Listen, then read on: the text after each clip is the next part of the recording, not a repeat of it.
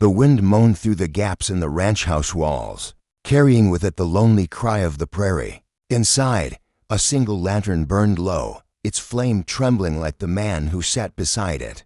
Eli Graves, once a proud rancher with a wife and a future, now looked hollow, his face lined from sleepless nights and unspoken grief. In his arms, the baby wailed again, tiny lungs fighting the silence his wife used to fill. The ranch hands lingered in the hallway, hats in hand, whispering that a man couldn't raise an infant alone. Eli didn't answer. He just rocked the child, eyes red and unfocused. Then, through the hum of wind and sorrow, came the soft creak of the kitchen door.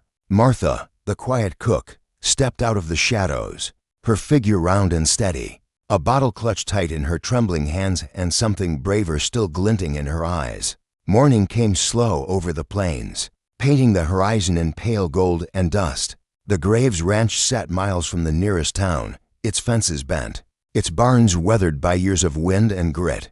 The land was wide and cruelly beautiful, stretching so far that a man could lose himself just by staring too long. Inside the house, silence had settled like sand after a storm. Since his wife's passing, Eli moved through the days like a ghost, his grief heavy as the desert heat. In the kitchen, Martha worked quietly, her hands rough from scrubbing and kneading, her face soft with a kind of patient sadness. She was plain, heavy-set, and used to being part of the background, one of those women who kept the world turning without ever being noticed. No man had ever called her pretty, but she carried a quiet strength that no mirror could show. Grief hung over the ranch like a storm that refused to pass.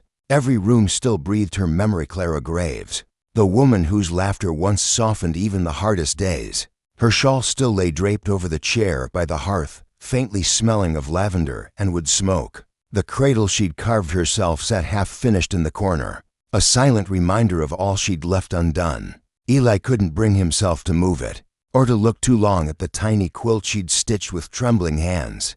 Before the fever took her outside, the ranch hands kept their distance, voices low when they spoke of their boss. "Ain't no man can keep on like that," one muttered. "The baby won't take milk from no one, poor thing's wasting away." At night, the wails echoed through the house, raw and endless, until even the walls seemed to weep.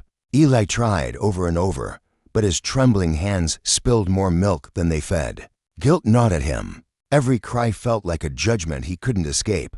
Alone beneath the whispering rafters, he whispered her name, hoping somehow she could hear him through the dark. The kitchen was warm with the scent of bread and ashes, yet Martha felt the chill of old memories creeping in. She'd been young once, too bright-eyed and foolish enough to believe a man's promises. He'd said he'd marry her after the harvest, but when the time came, he chose another slimmer, prettier, someone the town would admire. Martha never spoke his name again. She learned to keep her head down, to work hard, to live quietly in the corners where no one looked too closely. Now, as she scrubbed the counter, she heard Eli in the next room, his voice breaking as he whispered, "The baby won't last the week." The words struck her like a blow. She pressed her apron to her eyes, swallowing the ache in her chest. Then she drew a long breath, straightened her shoulders, and decided she would not stand by and watch another life fade. The hour was late, the house still except for the baby's restless whimpers. The lantern in Ellie's room flickered, casting long shadows over the worn floorboards. Martha stood outside his door, her heart pounding hard enough to hear. She'd rehearsed the words all evening, whispering them into her apron, but now they stuck in her throat. At last, she knocked soft, uncertain. Eli opened the door, his eyes red from lack of sleep. The child's cries clawed at the air. For a moment, neither spoke. Then Martha stepped forward, hands trembling, voice barely more than a whisper. "Nobody wants a girl like me, sir," she said, eyes cast down. "But I can nurse the baby, if you let me." The room fell silent. Eli stared at her, stunned by the courage hidden in her quiet frame. Shame, grief, and gratitude tangled in his chest. The baby wailed again, fragile and desperate. Slowly, Eli nodded, voice rough as gravel. "Then stay," he murmured. And with those two words, something unseen shifted. The cold night seemed to ease, and for the first time in weeks, hope stirred faintly in the house once more. The days that followed were fragile as glass. Martha tended to the baby with a tenderness that seemed to flow from her very soul.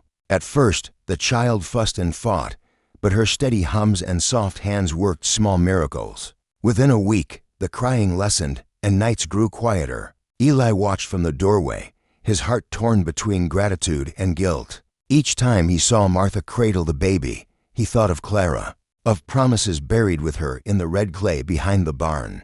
Whispers spread among the ranch hands, some cruel, some kind. "The cook's got a heart bigger than the prairie," one said. Another snorted, "Or maybe she just wants a man's attention." Martha heard every word but answered none. She simply kept rocking the baby, her eyes full of calm and purpose. And though grief still lingered, hope flickered small, but alive in that quiet western house. The peace that had begun to settle over the ranch shattered one afternoon when a buggy rolled up the dusty trail. Abigail, Ellie's sister, stepped down, her black dress stiff with disapproval and her eyes sharp as barbed wire. She wasted no time with greetings. "You're a fool, Eli Graves," she hissed the moment they were alone. "Keeping that woman here, it's shameful. Folks in town are already talking. Clara's barely cold in her grave." Her words cut deep, reopening wounds that hadn't yet healed. Eli clenched his jaw, trying to steady his voice. "Martha's done nothing but help," he said, but his defense sounded thin even to himself. Abigail's glare hardened. "A decent man would send her away before your name's dragged through the mud." Outside the door, Martha froze, the baby's blanket clutched in her hands. Her heart pounded as each cruel word sank in. Maybe she had overstepped, she thought. Maybe kindness wasn't hers to give. That night, she packed her shawl and her few belongings, ready to slip away before dawn, until a soft sound from the crib made her pause. Torn between shame and the fragile warmth she'd come to love, that night, thunder rolled over the plains like cannon fire, shaking the windows in their frames. Rain lashed against the ranch house, and the baby's weak cries rose above the storm. Fever had taken hold, burning through the child's tiny body. Martha stayed by the crib, a damp cloth in one hand, the other resting gently on the baby's chest. She whispered prayers between sobs, her voice nearly drowned by the wind outside. Eli paced the hallway, helpless, guilt twisting in his gut. He'd lost one life already, he couldn't bear to lose another. Hours passed, each minute heavier than the last. Then, as dawn broke pale and trembling over the prairie, the baby's breathing steadied. Martha slumped forward, asleep at last, her hands still clutching the infant's. Eli stepped into the room and stopped cold. In that fragile dawn light, he no longer saw the cook, he saw salvation. The storm had passed, leaving the air cool and still. Morning light spilled across the plains, washing the world in gold. Inside, Eli stood by the crib, watching his child sleep peacefully for the first time in days. Martha stirred from her chair, eyes heavy, face pale from exhaustion. When she tried to rise, Ellie's voice stopped her, low, rough, and trembling. "You saved my child." And me. She looked away, embarrassed by the tears that stung her eyes. "I only did what anyone would have done, sir," she whispered, reaching for her shawl. "I'll be gone before noon." But Eli stepped closer, his voice breaking as he said it again, those same simple words from weeks ago, now heavy with new meaning. "Then stay." Martha froze, her breath catching. The world outside was silent, and in that stillness, something soft and sacred took root between them.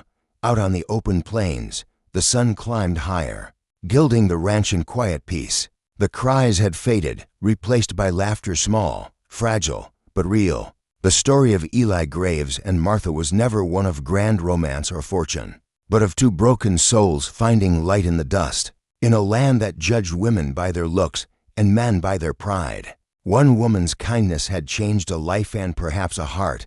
Would you have seen her worth, or turned away like the rest?